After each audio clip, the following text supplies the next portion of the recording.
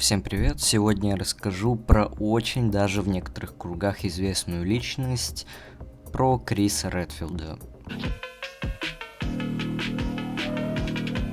Он появлялся во многих играх Resident Evil и даже не в играх, и еще он снова покорит наши мониторы 7 мая в игре Resident Evil Village, которую я буду проходить на своем канале. Поэтому, если вы еще не подписались и не поставили колокольчик,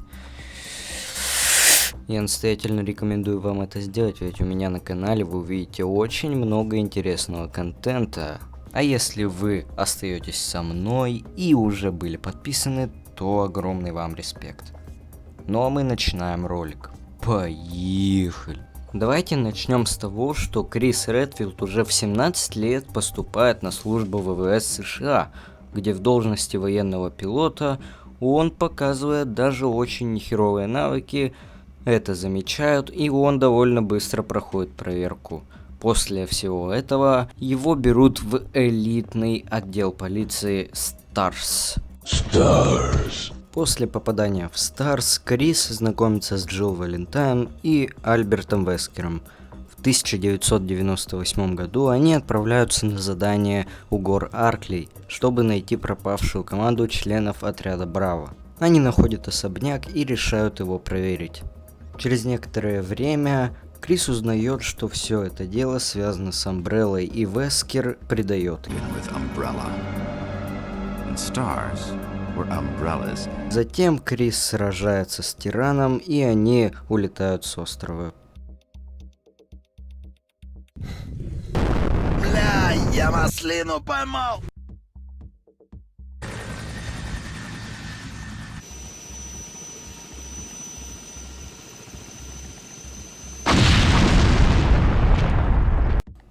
После данного события шеф полиции Айронс закрывает подразделение STARS. Редфилд не придает этому особого внимания и отправляется в Европу, чтобы там проверить штаб-квартиру Амбреллы. Теперь мы понимаем, куда пропал Крис во время событий Resident Evil 2. Ну а Джилл Валентайн остается в Ракун-Сити. Ее события мы можем наблюдать в Resident Evil 3. В 1998 году Крис узнает от Леона Кеннеди, что его сестра захвачена Альбертом Вескером на острове Рокфорд, который был охвачен T-вирусом. Именно так Крис и познакомился с Леоном. Крис находит свою сестру и будет вынужден сразиться с Альбертом Вескером. Вы знаете, что он сделал, паскуда? Валя! Блядь, ебать, блядь! Ух ты, блядь!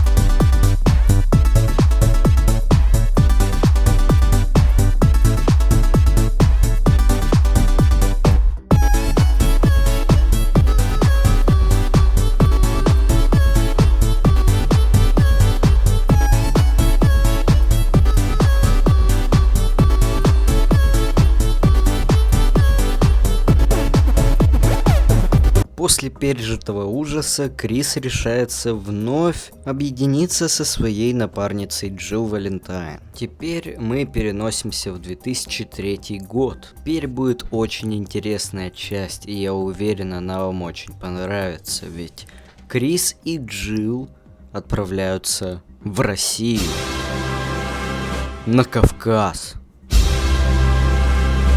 Их главная задача удостовериться в слухах, которые гласят о том, что T-вирусом заразились даже русские волки.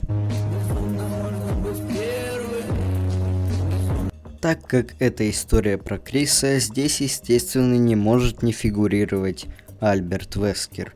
Во всем виноват он, и Амбрелла, и все дела, вот это вот да. Еще Крису и Джилл на пути попадается Сергей Владимир. И да, вы не ослышались, разработчики не знали раньше, что у русских фамилия это не еще одно имя, а фамилия. Ну и на этом, в принципе, спасибо, а то его имя могло звучать так. В общем, Сергей имеет иммунитет к T-вирусу, именно это позволило ему создать своих клонов, тиранов. Вы их уже знаете много где, ну а разработчики вы вряд ли слышали. Теперь вы знаете, что разработчиком тиранов является Сергей Владимир. В 2004 году для Криса и Джилл Валентайн происходит ключевое событие, которое делает их сотрудниками BSAA. Это организация по оказанию противодействия биотерроризму, а полная ее расшифровка — Альянс.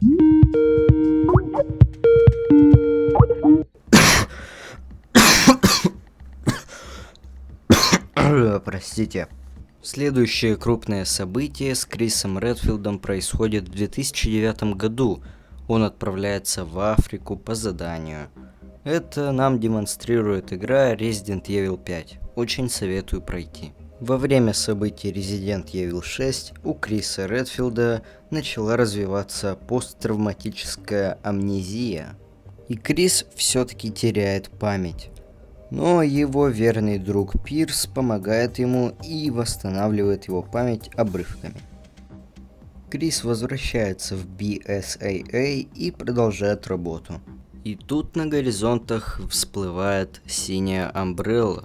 Вроде так сразу повеяло опасностью, но синяя Амбрелла куда безопаснее своего предшественника. Даже ее слоган об этом гласит: сделать мир безопаснее с помощью Амбреллы. Вроде бы не все так плохо, но о ней пока известно немного. Синяя Амбрелла попросила BSAA прислать для нее несколько солдатов, и один из них был Крис Редфилд. В 2014 году произошла вспышка биологического вируса под названием плесень, создателем которого выступила компания Соединение.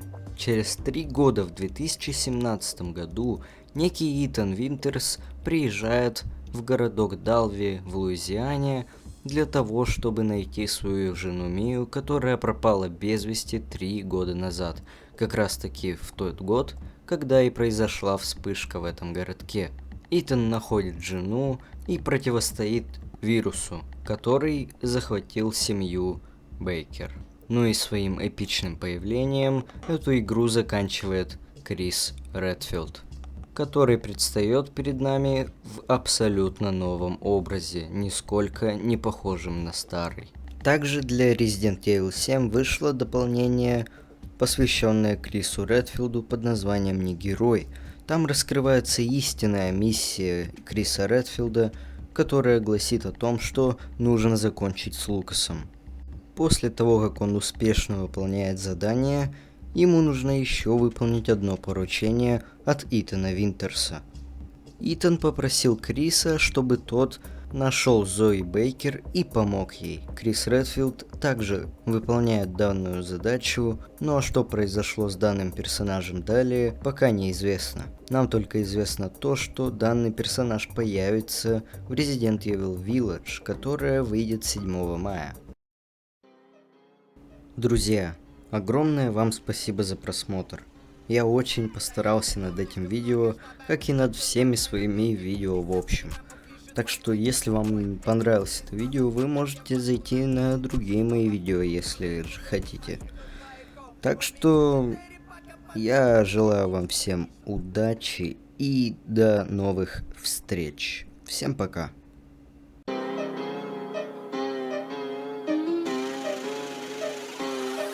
Да, я вкинул слишком много, чтобы быть чуть-чуть спокойным. 250 миллиграммов лежит под моей губой. Эти цепи снова светят, я впаду на новый Порше. Снова вкинул порвы, спрудал и поехал по эхо. У меня 4 пака под верхней и нижней части еще.